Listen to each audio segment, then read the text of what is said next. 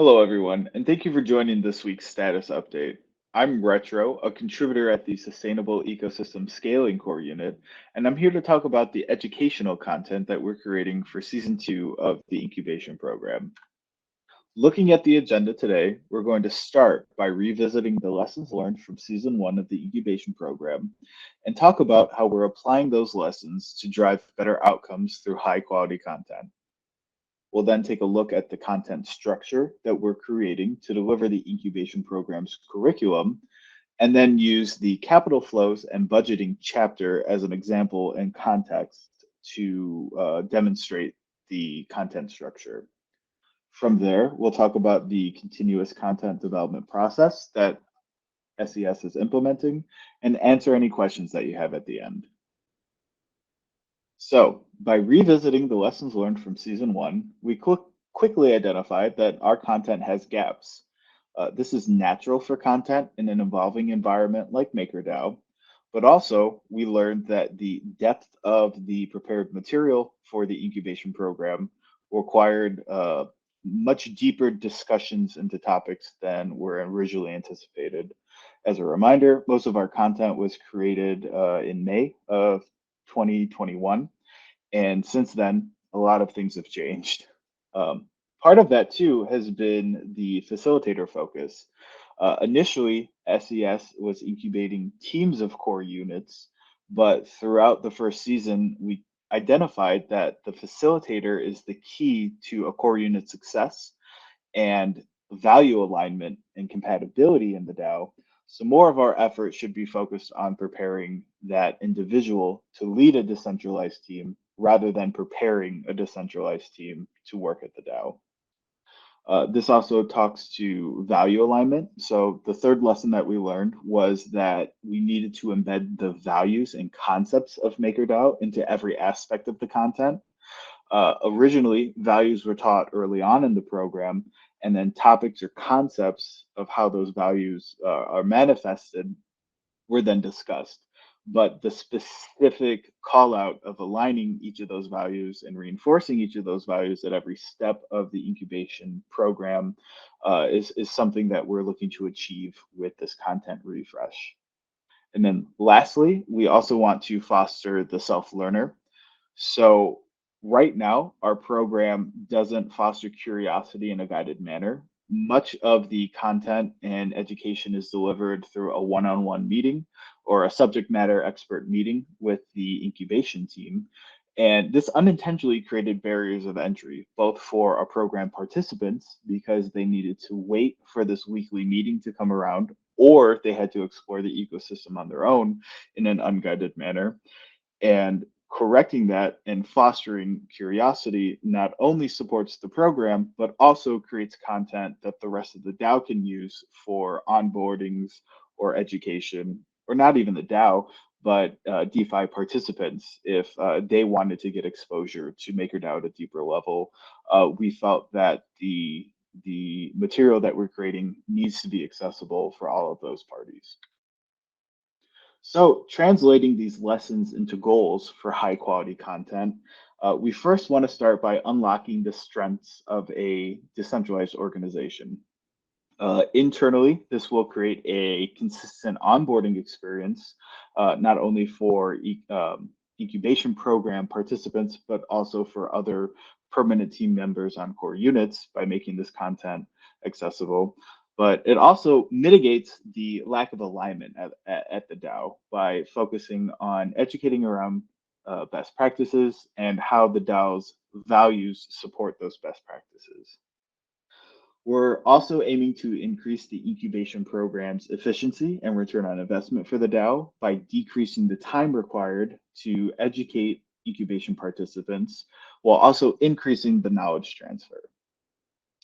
We're also looking to increase the value from direct subject matter expert engagement at SES with incubation participants by maximizing the engagement opportunities. So this speaks to making the program self-facilitated. If a motivated incubation participant wants to explore the content as a full-time job and put the most effort possible into extracting information on their own, engagement opportunities with subject matter experts become a lot deeper. So instead of us teaching, again, teaching the initial concept and educating them, it would be more so on applying it and clearing up any confusion that they may have from their self-learnings. And then lastly, we view that the high quality content can create on-ramps for contributors, both internal and external to MakerDAO by turning a high friction, high barrier of entry into a scalable asset for the community. We also believe that creating high quality content has opportunities for virability, which would increase MakerDAO's reach into the DeFi ecosystem. And again, this would support both internal core unit team members by making this freely accessible and able to implement into their own contributor onboarding programs, but also support the external contributors that may want to participate in bounties or core units directly. So starting to take a look at the content that we're creating, I first want to introduce you to the structure. So looking at the right-hand side of the screen, we see 4 boxes. The first box represents the entire incubation program, the subject matter experts, the content, everything that's involved with it. And then drilling down into modules, this is a legacy organizational structure where we organized lessons into either business, operations, people management, or general education. This helps us, again, at a higher level, organize themes of chapters. Chapters are then topics that are drilled down um, of the module to facilitate a specific outcome of education. And then chapters themselves are broken down further into activities. So the example that we'll be talking about today is in relation to the business module and talks about the capital flows and budgets. And underneath the chapter, you can see that the activity is broken down into 6 bite-sized lessons that the incubation participant would absorb, again, as lessons individually, which culminates their knowledge on the capital flows and budgets at MakerDAO. So to try to make this make more sense, let's take a deeper look at activities. The activity list on the left shows 6 separate but codependent documents or mediums that we are creating to deliver our curriculum. Starting with the first one of a PowerPoint or a lecture, this is a little bit of a dual purpose document. So at the bottom, you can see that this serves as the primary knowledge document because for SES, this allows us to structure the curriculum of not only this chapter, but other chapters in a consistent manner and serves as the lesson document, if we will. There's a popular saying in like CRM for sales teams, where if it's not in the CRM, it didn't happen. And applying this to our content, if it's not in the PowerPoint or the lecture, then we're not teaching it. The PowerPoint is then supported by the self-quiz. The self-quiz is designed in such a way to take a subject that's introduced in the PowerPoint in one manner and then ask the learner to apply it in a different manner. So an example of this could be around the permissionlessness of budgets or the trustlessness of budgets more accurately, and how a multi-sig is one example of trustlessness by requiring a quorum in order to move funds of a core unit. The self-quiz would then take that concept of trustlessness and then ask the incubation participant to apply it to a different area of the capital flows and budgetings that were talked about previously, but forces them to, again, apply their learning and then check if they're able to apply that learning independently. The self-assessment varies a little bit from the self-quiz, and it's more of a self-check to clearly state that I understand a certain concept. This is both used by the self-learner to identify any low scores that they should go back and relearn or re-explore the subject matter with the content that they have access to, but it also supports SES's ability to customize the subject matter engagement points with incubation participants by seeing where, in conjunction with the self quiz, how confident an incubation participant is on a certain subject matter, or if we need to spend more time reviewing that with them so they have the understanding that's needed. But more importantly, the self assessment also allows us to have a document that then improves the PowerPoint and the curriculum by consistently seeing over the course of time and delivery to various incubation participants what's historically ranking low and what we have the opportunity to improve for higher self learning. The next activity medium that I'd like to talk about is something new that we're creating. This would be the concept of homework or exercises. So throughout the incubation program, there'll be ideas that need to be taught to somebody, as well as deliverables that need to be created. In the context of the capital flows and budgeting chapter, one example of this would be producing a Dai budget to facilitate the self-learning opportunities of the incubation program for participants. We're creating exercises that are fictitious examples of the information that they have to learn and apply. So they can do that on their own in a guided manner, and then in turn apply the same steps for their core unit. So the example on the screen is MakerDAO. It's an example that I'm developing about a NFT core unit that delivers sandwich NFTs for attending meetings, trying to make it fun. But along with that, we're also creating a guided tool to help um, incubation participants come in, develop their own budget against best practices using some of AES's budget categories and the accepted budget breakdowns that we've seen at the DAO. And it first asks the learner to make the budget for MakerDAO with about 5 to 6 guided questions of things related to contingency buffers, planning for hiring, and really gets somebody comfortable with the concept of a monthly budget cap. And then they're asked to do the same process, but for their own budget. So at the end of this exercise, they're able to come back to the subject matter expert with a rough draft budget, but one that is of a higher quality than they could do on their own without the exercise. And then lastly, focusing on high qualityness, we will produce the PowerPoint lecture and the overall delivery of the activity as a video on demand with transcripts hosted on YouTube to further facilitate the self-learning, to further stamp the high qualityness of our content and the virability again that we're hoping to achieve.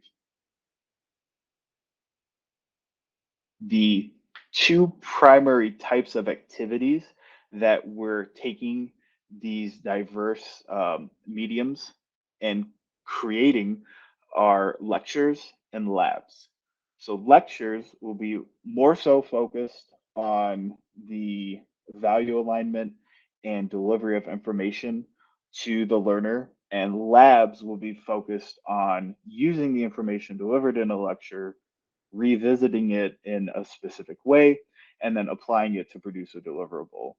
In order to create that as best as possible for a self-facilitated environment, which is the goal for this content in the long run, we've structured a lecture as including a PowerPoint, self-assessment, self-quiz, and a video on demand. For labs, we're basically just replacing the self-quiz with homework and exercises and tools to produce the deliverable instead of to perform a knowledge check. With all of that said, it may be a little confusing. So to hone in and to provide a tangible example for us to continue to talk through, we're now going to use the capital flow and budgeting chapter to go through each of the 6 activities, talking about how the mediums of activities create these packages and opportunities for learning.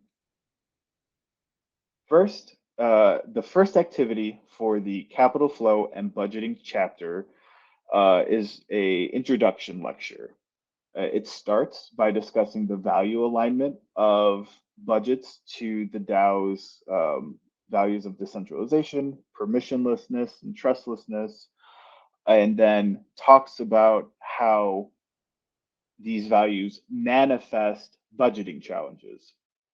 The budgeting in whether it's at a DAO or in the TradeFi world or the real world, they have similar challenges, but in a DAO, they're definitely addressed a little bit differently. And that's the heart of this lecture. From after we introduce them to values and how those values lead to challenges, we introduce some solutions to those challenges by the tools that are used by core units, such as MIPS, multi-sig wallets, different frameworks for auditing and capital flows. And ultimately, we end the chapter with a preview of the road ahead, calling out which chapters go into detail of which information, how that is going to be structured, so the learner is prepared to just have some expectation for the road ahead. And then this ends with the self-quiz and the self-assessment. And the primary outcome of this lecture document is hopefully demonstrating how this builds on-ramps for contributors, because whether you're a facilitator or whether you're a contributor at, say, a more finance-focused core unit, this is useful information to quickly get you up to speed on how budgets operate at MakerDAO. The next activity is focused on the Dai Operational Budget, and it's delivered as a lab. A lab, again, is focused on producing a deliverable at the end of the activity. We start by revisiting the values of the DAO, but this time hyper-focused on how they apply to the Dai Operational Budget. After we revisit the values, we then go into defining the goals for the lab. For this lab, they are making sure that the Dai operational budget meets governance requirements.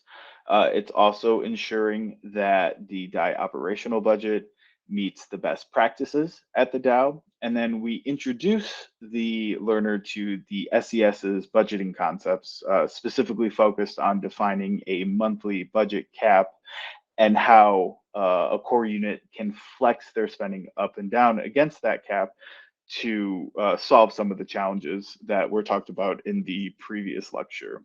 A key focus for this material is providing space for innovation. So I do clearly want to call out here that SES is not only teaching one way of producing budgets or managing a budget or doing an implementation. It's if the learner sees more value in a different model that's being used at the DAO or has their own ideas, that's something that our subject matter experts will help them facilitate.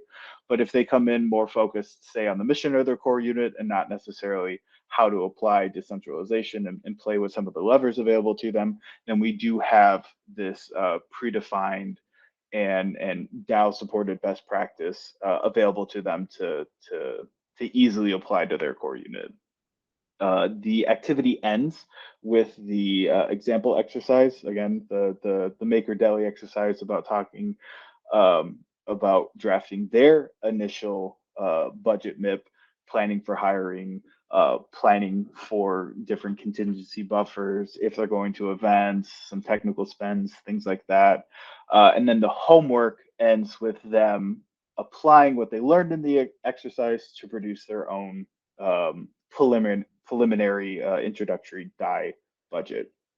And again, just to quickly recap the components, this involves the PowerPoint the exercise, the tool, which in this case is the expense category worksheet, and then the homework assignment of producing their own deliverable, and then the self-assessment both for the student as well as SES to understand how well the concept was received and how effective our content was at delivering that. And the overall goal from an activity structured in this manner would be to increase the efficiency and return on investment. So again, we don't need to invest one whole session into introducing them to an operational budget and exploring different models. They're able to do that on their own. And then the engagement point is with the subject matter expert to hone in the numbers and clear up any questions that they may have. The third activity in the capital flows and budgeting chapter is then focused on MKR and incentive plans. So very similar to how the previous activity was structured, we present the material in the same way. This time, instead of for operational budgets, it's for the incentive plan. So we begin again and always with the value alignment, this time with the proper context of the incentive plan, and then go into the goals for the lab, again, defining the governance requirements, the best practices, and then spending a little bit more time exploring the models in use today with, again, ending on creating your own SES style incentive plan for the homework. We have built the MKR cookie cutter tool, which has been in use today. The exercise will take them through using their Dai operational budget and their contributor wages, putting it into the spreadsheet, asking them to think about a couple of fringe cases to make sure that they understand the plan, and then ultimately use their own numbers. Apologies if I misspoke. They would first use the exercises numbers from the MakerDAO example, and then use their own numbers. And then again, this also closes with the self-assessment like every activity does. Moving into the fourth activity, we go back to a lecture. This is because the first lecture was a wide overview of all the concepts that they would be introduced to during this chapter, but activity 4 specifically focuses on educating around budget implementations. So again, we wanted to structure this as a lecture because this material should be freely available and easily absorbed by anybody at the DAO, especially in regards to building out this complicated process of moving funds from the treasury to a core unit while ensuring that certain values are respected for MakerDAO, but also ensuring certain continuity and flexibility for the core unit. So we reintroduce them to the values. We introduce the learner to the MIP 40 requirements, providing context around the best practices that are in use today. And then we take a deep dive into the budget implementations that are in use today, showing them ways that they are similar, ways that they are different, and then some of the more innovative models like StarkNet, revenue share, Deco's revenue share, StarkNet's operational expense share, Maker Shop, zero request but profit share, and some other concepts in that regard.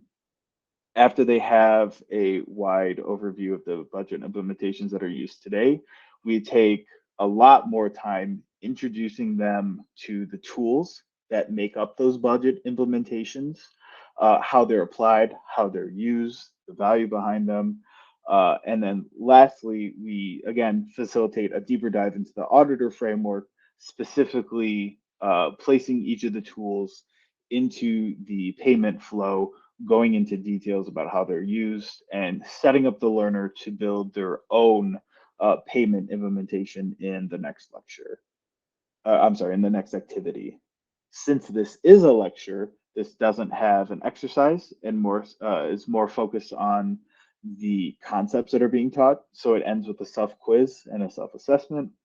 And the focus of this activity highlights how it can unlock the strengths of a decentralized organization by creating this material. This material then can create a consistent onboarding process, not only for our program participants, but for other core units to understand, um, and take the time to dive into some of the different budget implementations that are at the DAO today. Maybe when their core unit budget is coming up and they want to modify it according to best practices, this material is then available. Moving on to activity 5, this is going back to a lab. So typically after you have a lecture, you then have a lab to produce deliverables. And this is one where I'm struggling right now to make it more self-sufficient. This is a very hands-on lab where, as structured today, we take the auditing framework, the auditor framework that was presented in the previous lecture, and then put the contributor in the driver's seat for creating the budgeting tool, creating the first monthly transparency statement, creating multi-sig wallets, selecting signers, reinforcing that they understand the auditing process and how this all fits together. And as you can see at the bottom, the outcome focus from structuring the activity this way is that it increases the value of direct engagement with SES subject matter experts because ideally, the previous activities and chapters can be done more on a self-sufficient basis, but when it does come time to sit down with our subject matter experts, it's all business. They have all the material that they need, and we're able to accomplish what we set out to accomplish within a given working session. Another way that this creates value from direct engagement is that the subject matter experts are then also to have more data available to them to help the learner. So specifically for the core unit budgeting tool setup, the program is designed in such a way where it leverages the activity homework from 2 and 3 to speed up the process of configuring the budget tool and getting familiar with it. Uh, Similarly, the quiz in section 4, which will ask about pros and cons of different budget implementations, will have the incubation participant comfortable with a certain approach, answer any certain questions, but then ultimately, speed up the process of configuring multi-sig wallets and questions would be asked to the learner ahead of time, so it gives them the ability to think about it instead of answering on the spot or delaying the incubation program by saying, well, think about it for a week and we'll come back to it. This attempts to push all of those decisions to real time as possible, or to in advance as possible. And then lastly, we end with a lecture. This one is still under development, but the goal for activity 6 would be a payment processor overview. Accountable seems to be the standard right now for core units to partner with. They help with reconciliation as well as settlement for core unit facilitators to pay their contributors in different fiats, as well as ensure that they're compliant with taxes to some certain extent. So this activity will then be a lecture talking about the how the payment processor solves some of those challenges, and then again, similar to how other activities introduce a possible solution to those challenges, as like the SES auditing framework will introduce them to accountable as a possible solution, leaving the possibility open to partner with any applicable partner. This will most likely only have a PowerPoint lecture, since it's more of a good to know, like, vendor evaluation document. But we, again, still under development and will consider if a quiz or a self-assessment is needed. So as I've highlighted throughout this presentation, there is still development that's required. For season 2 of the incubation program, we are focused on completing the first 4 chapters and then using those chapters as the activity knowledge documents, if you will, for season 2. What this basically means is that we will deliver the documents in person and beta test our educational strategies on the next wave of EQBs. And with that data, we'll continue to push the goal of having this content be self-facilitated into season 3. Since this is an iterative process and we have educational professionals within the incubator program right now of Maker Academy, this will be a resource for us to use. So by partnering with Maker Academy to produce this content, we are filling the pipeline that Maker Academy has identified for educational content that should live on their platform, but also give the incubation program professional educational curriculum resources to structure information, to move topics around in a certain way, and to finalize the conceptual content and curriculum for the incubator program. Then, once we've gone through that process a couple times, we believe that a template should be easily created to develop this process.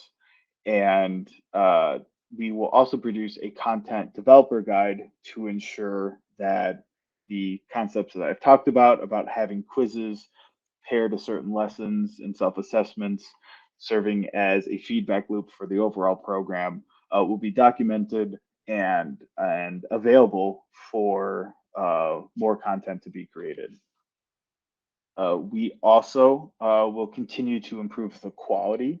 So as we test the content on season 2 Incubes and we finalize much of the curriculum, there'll be plenty of opportunities to develop diagrams, tools, different schedules, branding opportunities, as well as professional graphics potentially.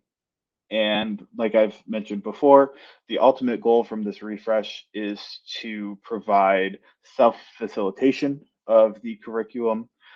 So that means completing the development of all codependent documents that were listed, as well as producing the videos on demand, automating contributor feedback from quizzes into a platform, getting the videos accessible, transcribed, and potentially in the long run, put all of this online into its own individual online platform that again is accessible by anyone. So let's move on to questions. It looks like El Pro has asked, this is very creative. Is it fair to say that the idea here is facilitators will need to be experts on structuring a capital budgeting process that compares cost versus cash flow generated by their core unit? And since this seems like an intensive capital budgeting analysis, should future core units have a two-pronged facilitator structure where one focuses on capital cash flow analysis and the other focuses on reporting, growth, and communications? So we are right now interviewing candidates for season 2. And the expectation is that the facilitator candidates will come more as a generalist or with some entrepreneurial experience. The purpose of our in-depth education around budget and capital flows is for them to integrate into the DAO best as possible. And as of today, it's more focused on some of the higher level concepts that, again, talk about forecasting, a settlement, reconciliation. In terms of being an expert on structuring a capital budget that compares cost versus cash flow, that is going to be supported by the tools that we're creating. So again, if you look at the core unit budgeting tool, the concepts of forecasting, mid-month estimates, and reconciliation are baked into that. So what we are able to educate is focus on their integration into the DAO environment, and anything that falls at a higher level, we'll try to build tools to support. The comment about a two-pronged facilitator structure where one focuses on capital flows and the other on reporting, growth, and communication. That's something that isn't necessarily going to be required, We are, again, trying to build automation tools to make this process as painless as possible. That we're dog fooding right now in SES, and we're hoping that a lot of that can alleviate some of the uh, reporting aspects of it. The analysis is always going to be required. Communication is always going to be required, um, and it'll be up to the core unit facilitator then to determine if they're able to handle all the requirements for it, or if they're not going to be able to, because again, budgets will differ from core unit to core unit. I could definitely see a high cash flow budget core unit requiring a two-prong approach, but I could also see more smaller and streamlined teams. For example, Luca's Love core unit, which is designed to be smaller, not require it or not benefit from it. We also have Mamoon asking, in a co-facilitator scenario, will both facilitators be focused on the same content? If not, will this be determined at the start of the training program? So again, another very good question. The original intent of season two's incubator program was to incubate cohorts of facilitators with the expectation that some of them may team up on a core unit idea and become co-facilitators, or some may team up and become a facilitator and contributor. The scenario where we're incubating two facilitators that have already decided that they want to be co-facilitators, the lectures would be highly encouraged, if not almost mandatory. But if there's a clean divide of responsibilities between the two co-facilitators, it would make sense to me where only one would have to do a lab to produce the Dai budget, for example, or or yeah, both should go through the implementation process. Both should know the overall structure, especially if they're wearing the facilitator title. Um, but again, more of that hands-on training of actually creating like the Dai budget, I could see being more specialized. Frank asks, or L Pro asks another question, circling back to Maker Academy and the proposed labs structures, will you have any lessons on people management, like how to make your team, like how to make sure your teammates don't burn out, and how to keep your core unit motivated? So that's another very good question, and we have just demonstrated or provided the capital flows and budgeting chapter as context for this conversation. If you remember back, I said that there are different modules: people, business, operations, education. So we do have content created today for people practices, which is more so focused on coordinating milestones and key objectives and outcomes.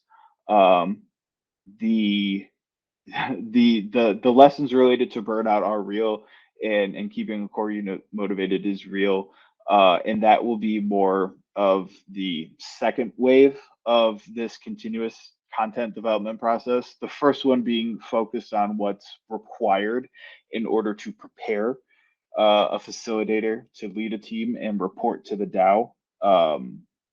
But we're also looking to understand how we can partner with Maker Academy, so some of these more general concepts of not burning out and keeping people motivated can be produced by Maker Academy, and then our material can supplement each other's curriculums or education goals. The last question here is from Mamoon again, which asks, is there a plan for continuous training post the graduation of a core unit? Uh, as of today, in relation to the SES incubation program, we're constantly fielding questions and helping teams more on an ad hoc basis. In terms of continuous training, this is again where we'd look to partner with Maker Academy to provide more of that to make the content accessible and available. As always, SES has an advisory role at MakerDAO and can come and offer help as applicable, but specifically for training that should fall more squarely under Maker Academy's mandate.